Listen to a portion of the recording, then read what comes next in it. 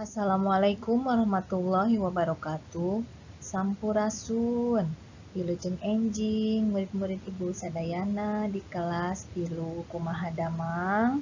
Ayeuna tepang deui sareng Ibu dinu pangajaran bahasa Sunda di kelas tilu.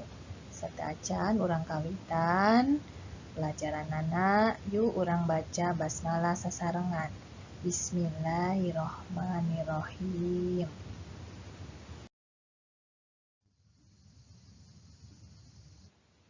Masih dina pangajaran 5 nyaeta dina materi ngajenan eusi sajak.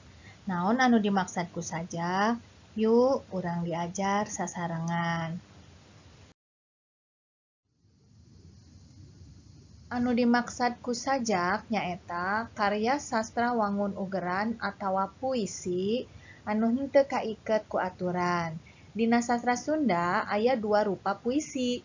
Nu kahiji, puisi anu eusina mangrupa carita, anu kadua puisi anu eusina henteu mangrupa carita. Sedengkeun sajak teh kaasup kana puisi anu eusina henteu mangrupa carita. Jadi yang dimaksud dengan sajak adalah suatu karya sastra berupa puisi yang tidak terikat pada suatu aturan tertentu. Di dalam sastra Sunda ada dua rupa macam puisi. Yang pertama puisi yang isinya merupakan suatu cerita, dan yang kedua puisi yang isinya tidak merupakan suatu cerita. Nah, jadi sajak ini termasuk ke dalam puisi yang isinya tidak merupakan suatu cerita. Jadi bebas, di dalamnya bisa menceritakan pengalaman apa saja.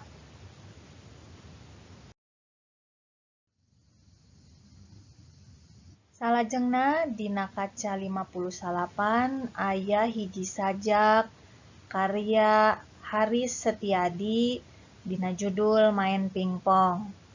Tugasna peku hidep dibaca kalawan bedas sajak ieu anu judulna Main Pingpong, tong poho lafal jeung lentongna kudu hade. Maca sajak sami sapertos maca puisinya, mangga dibaca sajakna direkam ngangge voice note dikintun ka Ibu.